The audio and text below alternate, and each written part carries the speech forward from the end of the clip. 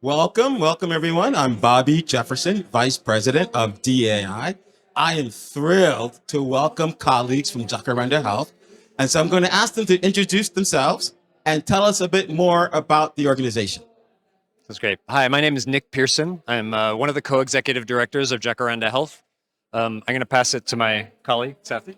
Yeah. Hi, Sathy, Rajasekharan, the other co-executive director at Jacaranda Health. Talk a bit about. Sure. So Jacaranda is an organization that's primarily based in Nairobi, Kenya. Most of our team is there, and we focus on maternal and infant health. We're looking to really bridge some of the gaps in quality of care and access to care.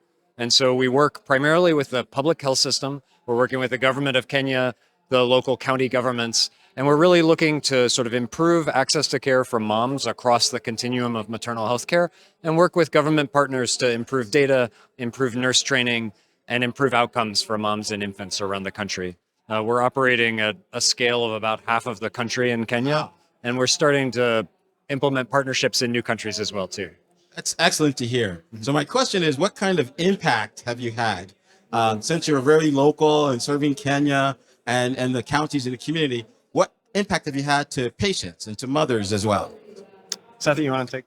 Yeah, absolutely. So, one of the big challenges in maternal and newborn health, especially with maternal health, is getting the client to care at the right time and the right place.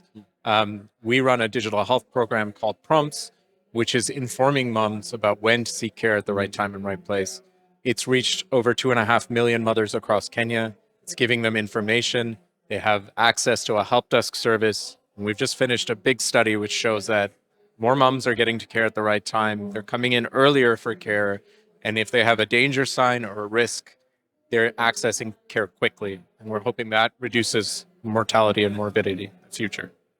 Have you seen, and how do you go about using some of the technology as well? So at today's conference, there's a lot of sessions on AI and artificial intelligence, LLMs, and different.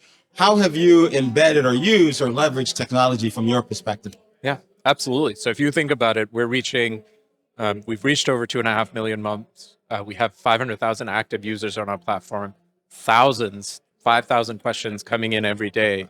There is no way a human-led help desk team can answer those questions effectively.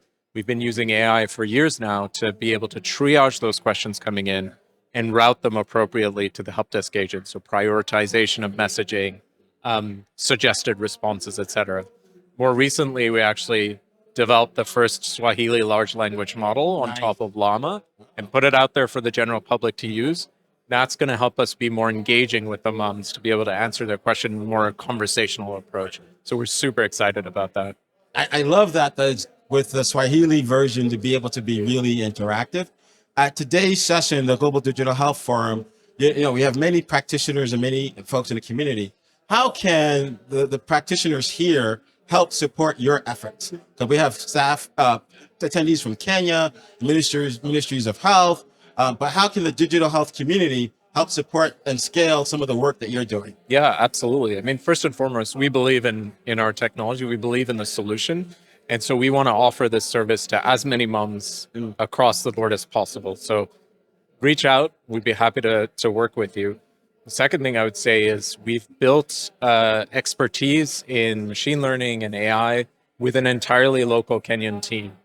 And we believe in local capacity building. And so we would like to transfer some of that information through communities of practice. So we're happy to share what we've learned, which is why we put these models out in the public. So also happy to work with ministries and partners on that side of things as well. Excellent. I personally look forward to collaborating. And I want to give you each just one last thought would you like to leave with this global audience to be able to take away from this interview and the work? Well, I'll go first. I can say, the technology is amazing. It is a huge opportunity we have right now, but let's not forget that it is an opportunity to enhance and improve services that need to be delivered. We shouldn't lose sight of that, but it can help to lower costs and make things more efficient. Yeah, I mean, one reflection I had, that was a great point. One reflection I had is just, and this conference has done such a good job bringing together the larger community of practice around technology, and also a lot of great representation from ministries of health in African countries. I mean, it's really brought together the sort of thought leadership in this space.